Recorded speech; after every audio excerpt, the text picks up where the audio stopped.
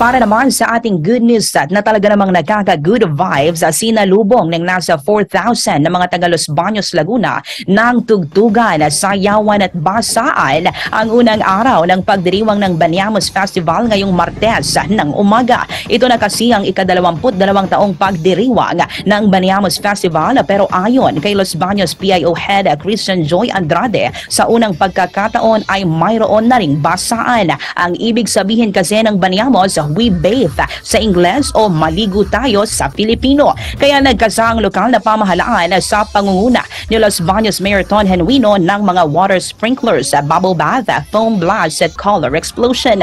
Marami pang aabangan sa mas pinasaya at mas pinakulay na Baniamos Festival tulad ng Carnival Fair at ang pinaka-inaabangan na kakaibangka.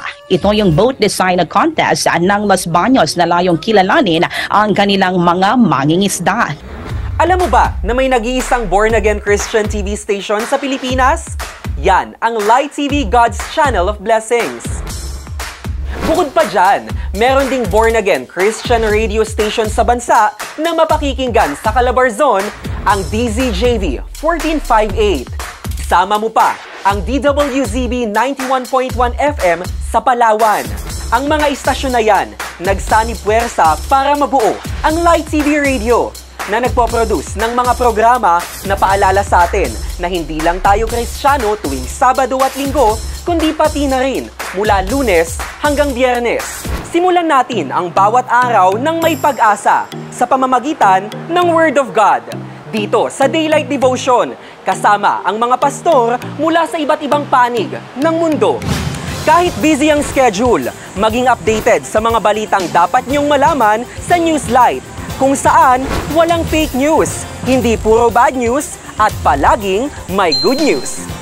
Kung may time ka naman at gusto mo ng programa na hihimay sa mga isyong panlipunan na may gabay ng Biblia, subaybayan ang Bango na Pilipinas. May special segment din ito na Free Legal Assistance with Pao tuwing Huwebes na tumutulong sa mga nangangailangang Pilipino sa kanilang mga problemang legal. Tuwing Biyernes, sasagutin ang mga problemang pangkalusugan sa Doc Pasok. Business-minded ka ba? Kung oo, Bless Negosyo ang hatid namin sa'yo. At huwag palalampasin ang Straight from the Word. Sasagutin ang mga pinaka-di pinag-uusapang katanungan tungkol sa buhay Kristiyano, mapatungkol sa church, pamilya, kaibigan, relasyon, at career. Kaya ano pang hinihintay mo? I-scan mo na ang Light TV sa inyong black box o hanapin sa cable.